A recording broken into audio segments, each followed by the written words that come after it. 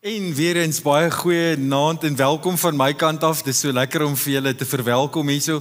Vir julle ouens wat inskakel, vir julle mense in Kroonstad daarso. Dankie dat julle geliefdes ook ingeskakel het. Al die ander mense waar jy ook al is, mag die Here jou ook mooi help en bemoedig vanaand en dit is 'n wonderlike aand. Ek is baie opgewonde oor vanaand se onderwerp. Weer eens gebed is altyd iets wat my naby aan die hart lê, maar voor ons induik binne in vandag se onderwerp kom ek bid vir ons. Ag Here, ek wil U net eer gee, dat die gebed vir ons gegee het, en dat die Jesus vir ons gegee het, dat ons 'n persoonlike verhouding met U kan hê, en Jesus vir ons persoonlik kan raak. Dankie Here, dat U al die seëninge wat daar is, vir ons om te kry, deur Jesus Christus vir ons wil gee. En ek wil vra Here, dat U ons ook sal help vanaand om iets te hoor, wat ons miskien nodig het om te doen, of 'n aanpassing wat ons in ons lewens moet maak, dat U dit sal druk op ons harte en dat ons kan reageer op grond van dit. Dankie Here dat ek dit kan vra in die naam van ons verlosser Jesus Christus. Amen. So ons is nou in die 4de en vanaand is ook dan nou die laaste. Ons gaan Bybelse gebede vandag afsluit. Nou die hart van hierdie reeks Bybelse gebede was om jou 'n raamwerk te gee om jou te help binne in jou gebedslewe. En soos wat jou gebedslewe beter word, word jou verhouding met die Vader ook beter. En ons wil jou net ondersteun het binne in daai ding, maar tog bid ons partykeer, glo ons die regte gebede en ons bid die regte woorde en daar is besig om absoluut niks te gebeur binne in jou lewe nie. Nou, daar is 'n tyd om iets te los by God, om hom toe te laat om op sy tyd en op sy manier hierdie dinge te hanteer. Maar dan is daar ook ander kere wat ek en jy 'n verantwoordelikheid het om in te tree binne in die dinge wat ons doen, vir God om dit te realiseer. Want soms maak ons eintlik mos maar daai fout om te dink, ons kan bid vir iets, en God gaan dit gee, en ons hoef absoluut niks te doen nie. En dis nie altyd hoe dit werk nie. As jy 'n gebed bid wat jy sê, Here help my om mense lief te hê, en God kom en hy deponeer alles wat jy nodig het om mense lief te kan hê, en jy bly geïsoleerd binne in jou huis, dan is dit eintlik te vergeefs, want dit gaan nooit gebeur nie. So ons kyk vanaand, en die titel van vandag se preek is gebede wat jou uitdaag. En daar's verskeie gebede eintlik binne in die Bybel wat ons uitdaag, maar ons gaan spesifiek kyk na 'n gebed wat Paulus gebid het vir een van die gemeentes binne in Kolosse. En ons gaan kyk na die prioriteite wat binne in hierdie gebed wat hy gedoen het, en hoe ons dit daarmee vergelyk. Nou gebed onthul wat jy glo van God, wat vir jou waardevol is en wat jou begeertes is. As ons ondersoek instel dan na die dinge, dan kan ons sê, kom ons kyk na 'n afskrif van ons petisies wat ons tot God gelewer het vir die laaste week of 2. Watse dinge is bo aan die lys wat jy voorgebid het? Is dit miskien vir goeie gesondheid? Is dit vir materiële voorsiening? Ek dink met 'n jong groep mense was daar verseker in die laaste paar weke, Here help my met die eksamen asseblief. Dit is heeltemal toepaslik om hierdie gebede te bid. Ons mag en ons moet hierdie gebede bid. Paulus het ook hierdie gebede gebid. In Filippense 1 noem hy dat hy staat gemaak het op die gebede van ander mense, sodat sy omstandighede kan verbeter. Die Bybel versoek ons om vir die regering te bid. Gebed is vir onsself, maar gebed is ook baie groter as wat ons self is. 1 Timoteus 2 vers 1 sê, heel eerste versoek ek dat smeking, gebede, voorbidding en dankgebede vir alle mense gedoen word. Nou as ons kyk na daai petisielys, wat is 80% van die dinge wat bo aan jou lys is? En hoe vergelyk dit met die 80% van die dinge wat bo aan Paulus se lys is? En ek kan jou help met Paulus se lys. As ons kyk na Paulus se gebede, is 'n baie groot hoeveelheid daarvan het te doen met koninkrykbelange. En dan daag dit ons uit. Hoe gereeld bid jy dat die naam van God geheilig sal word, dat sy koninkryk kom en dat sy wil sal geskied? Dat daar miskien 'n deur sal oopgaan ernstiger, dat sy woord kan verkondig word in 'n plek waar daar uitdagings is? Hoe gereeld bid jy dat jy en jou medegelowiges se lewe loop wat waardig is van Jesus en van dit wat hy vir ons gedoen het? Nou, hierdie lopende belange van God voel partykeer nie so dringend soos die dinge wat in ons lewe aangaan nie. Daai paaiement wat jy sukkel om te betaal, daai mediese uitslag wat jy nog nie gekry het nie en wat jou benoud maak hier binne in jou bors. Maar tog as ons kyk na Paulus, dan weet ons dat hy in baie draaglike omstandighede so gereeld dankgebede gerig het tot God en petisies dat God mense sal beter maak vir hom en vir ander mense. So 'n goeie evaluering is dan daar, dat ons moet kyk na waar lê ons gebedsprioriteite. Wat is dit wat jy besig is om te bid vir jouself? Wat is jy besig om te bid vir ander mense? En het dit ooit die koninkryk te doen met enigiets met die koninkryk belange? Nou, hierdie hele gebed is in Kolossense 1 vers 3 tot 14. Ons gaan nie die hele gebed doen nie. Vir die eerste gedeelte bid Paulus eintlik net 'n dankgebed tot God en hy sê dankie aan die Vader vir dit wat reeds in die Kolossense se lewens gesien word, dat hulle geloof, hoop en liefde begin uitspeel binne in die dinge wat hy doen. So ons gaan vers 9 tot 14 doen, die laaste gedeelte van die gebed. En ek dink wat vir my so mooi is Paulus bid hierdie dinge vir ander mense, omdat hy die waarde daarvan besef binne in sy eie lewe. En ek dink ons moet ook besef, daar's waarde hiervoor in ons eie lewe. Nou in vers 9 begin hy en hy versoek God om hierdie Kolossense se kennis en verstaan en begeerte groter en sterker te maak, sodat hulle 'n Christus gesentreerde lewe kan lei wat prakties is, 'n lewe wat oorloop binne in dankbaarheid. So kom ons kyk na daai 4 prioriteite wat binne in hierdie gebedsgedeelte is. En die eerste ene wat jy op jou raamwerk gaan invul is kennis. Bid vir kennis om God se wil te weet. Nou ek dink dis belangrik om 'n onderskeid net hierso te tref. Paulus bid dat hulle die globale wil van God sal weet. Hy bid nie hier dat elke individu die wil sal weet vir sy eie lewe nie. En hoewel hy bid eintlik dat die Kolossense vervul sal word met die wete van hierdie globale wil van God, in wese bid hy ook dat hulle sal oorgee in dit wat die God se plan is. Nou, God se plan is dat alles in die hemel en op aarde aan die einde van tyd in homself verenig sal word. En Paulus bid daar in vers 9, hy sê, daarom dan, van die dag dat ons dit gehoor het, hou ons nie op om vir julle te bid nie. Ons bid dat julle vervul mag word met die volle kennis van God se wil, deur al die wysheid en insig wat die Gees gee. Hy noem daar in die eerste gedeelte van dit ons gehoor het. Paulus bid hierdie gebed vir 'n gemeente wat hy nog nooit ontmoet het nie. Epaphras het hierdie gemeente geplant en hy was die herder wat hierdie ouens gelei het. En tog bid Paulus hierdie gebed vir mense wat hy nie ken nie. Wat vir my ook so mooi is dat hy gebid het dat hulle nie net sal weet wat die wil van God is nie, maar dat hulle vervul sal word met geestelike wysheid en insig. Om vervul te wees beteken daar's nie plek vir iets anderster nie. As jy 'n emmer vervul met water, enigiets anderster wat jy na die tyd insit, maak dat daar minder water is, jy's minder vervul. En so lyk dit ook wanneer ons vervul is met die Here, hoe meer daar van die wêreld inkom, hoe minder is daar van die Here in. En die resultaat is vir my en jou, dat ons verder lewe van die doel wat God vir ons bestem het binne in hierdie lewe. So dit is belangrik om gevul te word met geestelike wysheid en insig. Dis belangrik vir gesonde Christendom, omdat een van die grootste knelpunte verwarring is. Want daar's soveel dinge binne in hierdie wêreld wat my en jou aandag wil hê. Daar's die wêreld se waardes, daar's Satan se misleiding en daar's ons eie begeertes wat graag so wil steel van dit. En sonder begrip van God se wil kan ons baie maklik weggevoer word van God. En die risiko daarvan is dat 100% van ons gebede begin word oor my wil en my plan. En ek dink God kyk na ons en hy sê, ons is nie op dieselfde bladsy nie. En ons het nodig om op dieselfde bladsy as God te kom.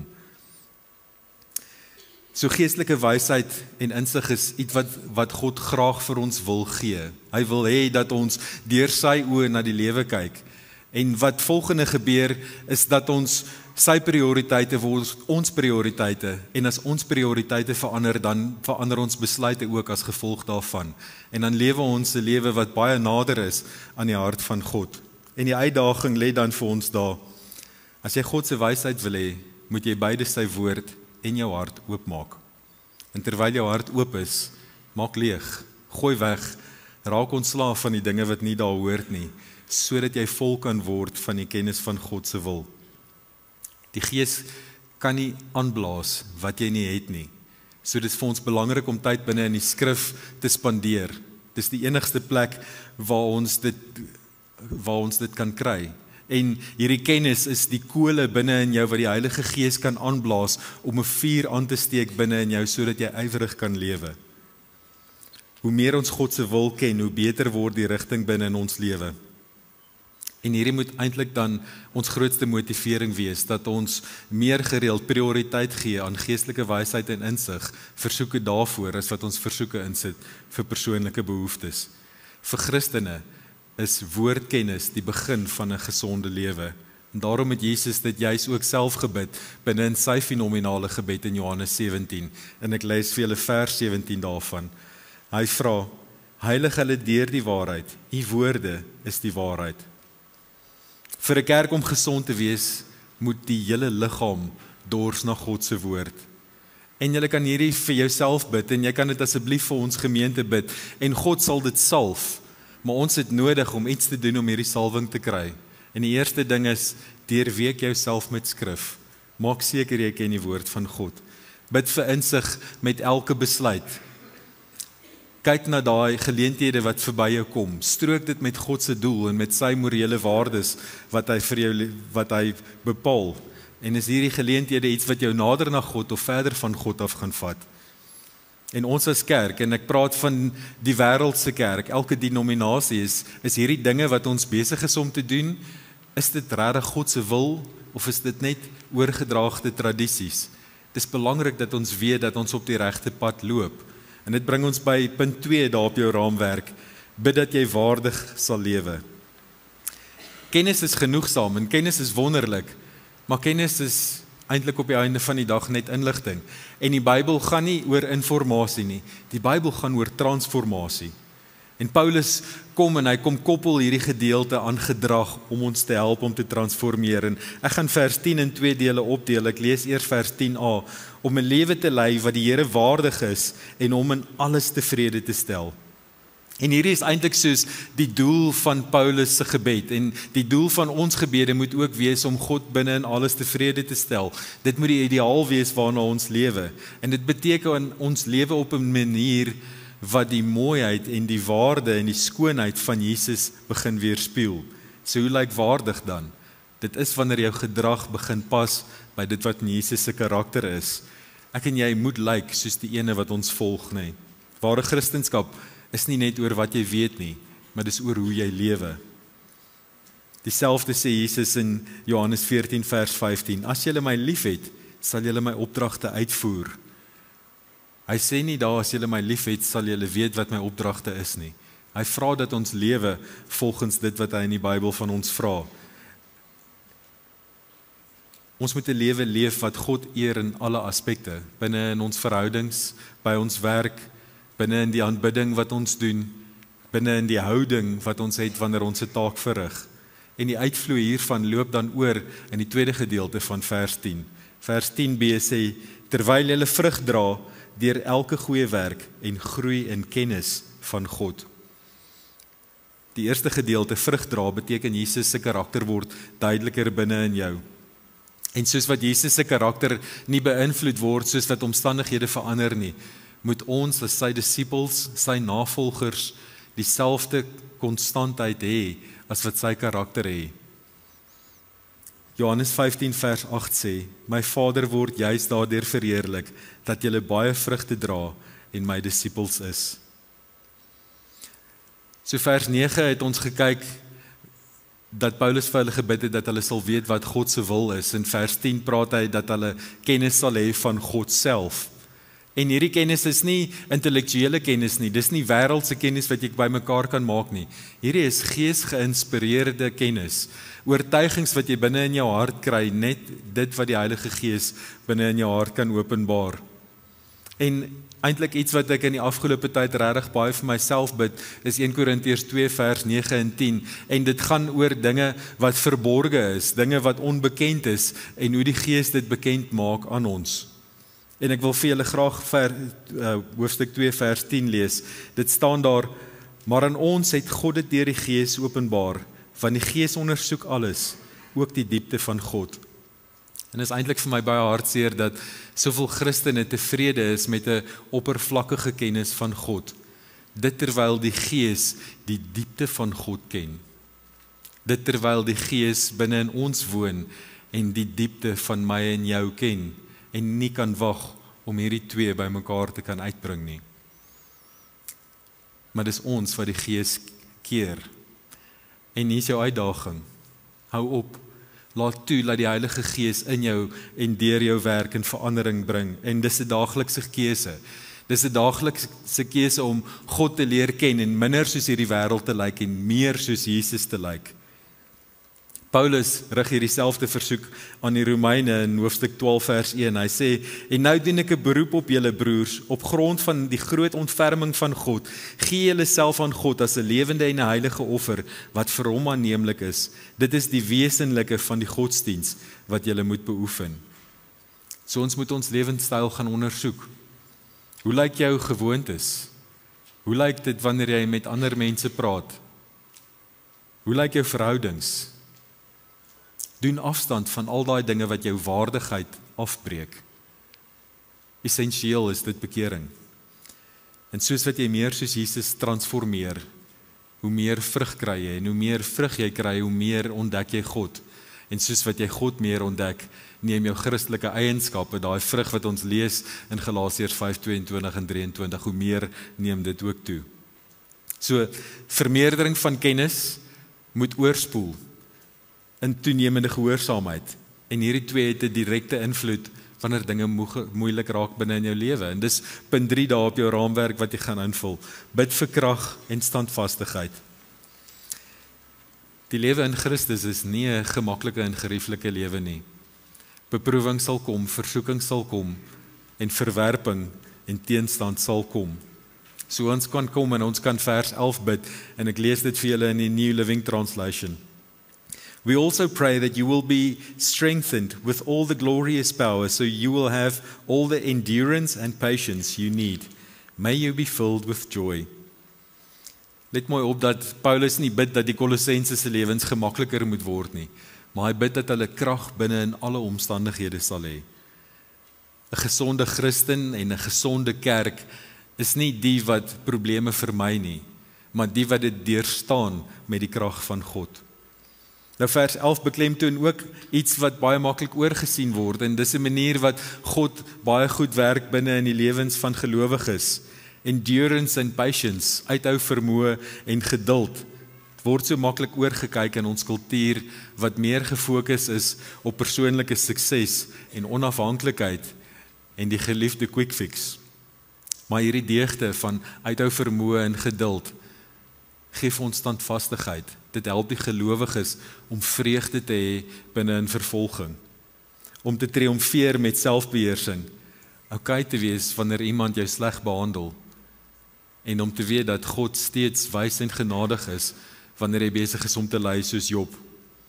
Wat te gereeld probeer ons volhard uit ons eie krag uit, en dan faal ons. So hier is die uitdaging. Jy gaan nie kan volhard deur harder te probeer nie, maar jy gaan kan volhard deur harder te leun op die Heilige Gees. En dis waar jy begin. Laat jou vervul met die Heilige Gees. In Efesiërs 5:18 skryf Paulus: moet julle nie aan drank te buite gaan nie, moet jy nie met drank vul nie. Daarmee gaan losbandigheid gepaard. Nee, laat die Heilige Gees julle vervul. En wanneer die Gees binne in jou is, dan het dit 'n invloed op jou uithou vermoë, dat jy jou deel kan dra. Uithou vermoë is nie net 'n passiewe afwagting nie, dis 'n aktiewe vertroue en volharding op die Here. Geduld help by jou mee, dat ons kan wag, dat God se tyd kan aanbreek, en binne in die tyd wat ons wag, kan ons ook genade hê vir ander mense. En die ander ding wat jou help is om vreugde te kry. En ek dink dis iets wat ons baie meer gereeld moet doen. Ons moet die Gees vra om ons te help, dat ons meer vreugde in ons lewens kan soek, sodat wanneer omstandighede verander, daai omstandighede minder die kans het om by ons te kan kom steel. Bid dat die Heilige Gees jou vul. Want afhanklikheid van God is 'n baie groot sleutel tot volhoubare vreugde. En hierdie vreugde maak die laaste punt op jou raamwerk makliker. Beoefen dankbaarheid. Paulus verander weer hierdie gebed van 'n smeekgebed weer terug na 'n dankgebed toe. In vers 12 tot 14 bid hy dit. En hy doen dit want dankbaarheid verander beproewings binne in getuienis en dankbaarheid verander seëninge wat hy vir ons gee in lofprysing en aanbidding. Vers 12 lees: Met blydskap moet julle die Vader dank wat julle geskik gemaak het om deel te hê aan die erfenis wat vir die gelowiges wag in die ryk van die lig. Hy het ons uit die mag van die duisternis weggeruk en ons onder die heerskappy gestel van sy seun wat hy liefhet. Deur die seun het ons die verlossing gekry en die vergewing van sondes. So Paulus kom en hy kom anker hierdie gebed weer binne in dankbaarheid. Hoekom doen hy dit? Dis omdat dankbaarheid hierdie goeie vermoë het om trots uit ons lewens uit te vat. Dit verminder die kanse dat ek en jy mismoedig kan raak. Dit help jou om minder staat te maak op jouself, maar die mooiste gedeelte vir my is dat dankbaarheid sit 'n waarde op die dinge wat jy reeds binne in jou lewe het. Gesonde kerke word nie geken deur 'n gemor nie, maar deur 'n dankbaarheid vir dit wat God reeds binne in die lewens van die mense gedoen het. En God weet wat ons nodig het. Hy weet wat ons grootste nood is en hy weet wat ons grootste nood nie is nie. Hy weet ons grootste nood is nie politieke onstabiliteit of ekonomiese vooruitgang nie. Hy weet dis nie opvoeding nie. Hy weet dis nie gesondheid nie en hy weet dis ook nie vermaak nie. En daarom het hy nie vir ons 'n politikus of 'n ekonoom of 'n onderwyser of 'n dokter of 'n kunstenaar gestuur nie. God het geweet dat ons grootste probleem sonde en rebellie is en dat ons vervreem is van hom. En daarom het hy Jesus gestuur, want Jesus is die enigste een wat vir ons vrede kon bewerk. Hy het gekom om ons sonde op hom te neem, sodat ons geskik kan wees om 'n erfenis te kan kry. Hy het ons uit die duisternis gehaal en binne in die koninkryk van Jesus geplaas. En dit op sigself moet eintlik vreugdevolle dankgebede uit ons uitbring. En Paulus se uitbundige dankbaarheid is eintlik so bekend binne in gebede terwyl hy binne in die tronk was en terwyl hy vervolg was en is 'n voorbeeld vir ons. So hier is ons uitdaging. Dankbaarheid is nie iets wat outomaties kom nie, maar dit is 'n dissipline wat ek en jy kan kweek. En ons moet toelaat dat danksegging in ons lewens inkom en ons perspektief hervorm, selfs oor dit wat moeilik is binne in ons lewe. Kolossense 3:15 sê, verder, laat die vrede van Christus in julle harte regeer. As lede van een liggaam is julle juis daartoe geroep en wees dankbaar. Wees dankbaar, sê vir ons kan dankbaarheid kies. So kom ons gaan en ons maak gereeld 'n lysie van die dinge waaroor ons dankbaar kan wees. Verlossing en vergifnis is definitief dinge wat eers op ons lys moet wees. Voorsiening en gebede wat verhoor is ander dinge wat ons op ons lysie kan sit. En ek wil begin afsluit om te sê dat ons kan sien dat Paulus was 'n man wat gereeld gebid het. Hy het nie net gebid wanneer hy desperaat was nie. En as ons kyk na sy prioriteite van sy gebede, het hy God baie gedank oor dit wat nou aan die gang is en gesaai binne in die dag van môre. As jy bid vir die dinge binne in jou lewe, pak ook daai karaktergoeders aan wat nodig het om beter te word, sodat God makliker die gebede wat jy bid in vervulling kan bring. Miskien is daar dan iets soos 'n goeie en 'n slegte gebed. 'n Slegte gebed is die ene wat nooit gebid is nie. God kan nie aandag gee aan daai gebed wat jy nooit gebid het nie. So wat ook al jy doen, bid daai gebed. Gebruik die geleentheid om na God toe te gaan en jou vertoon na hom toe te rig. Want God het gekies om die seëninge wat hy vir ons het in Jesus Christus deur gebed in ons lewens en in die lewens van ons medegelowiges uit te dra. En ons kan hierdie dinge bid vir onsself en vir ons kerk en ook vir ander kerke. Bid en nogmals bid. Ek wil afsluit met 'n vers wat eintlik so mooi vanaand se tema opsom. 1 Tessalonisense 5 vers 16 tot 18. Dit sê: Wees altyd bly, bid sonder ophou. Wees in alle omstandighede dankbaar, want dit is God se wil vir julle in Christus Jesus. En ek het gedink, ek wil jou so 'n minuut of 2 gee, om daai gebed wat op jou hart druk, na die Here toe te vat.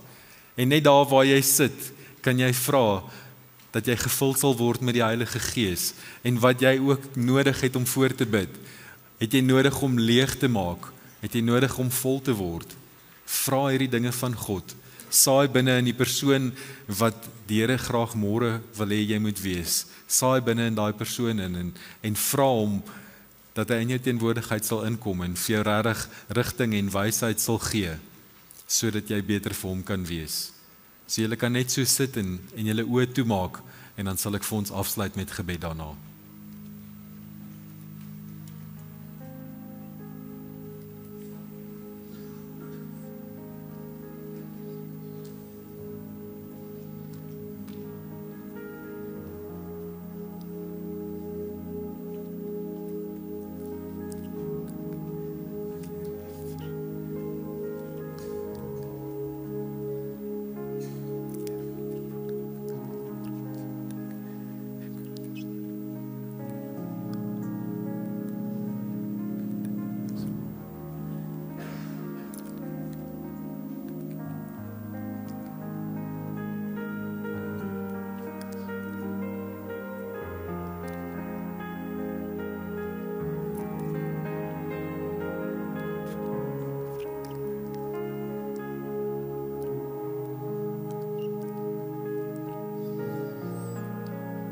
Vader, dankie dat ons na U toe kan kom. Groot en almagtige God. Here, en ek wil hierdie gebed bid wat Paulus vir die gemeente in Kolosse gebid het.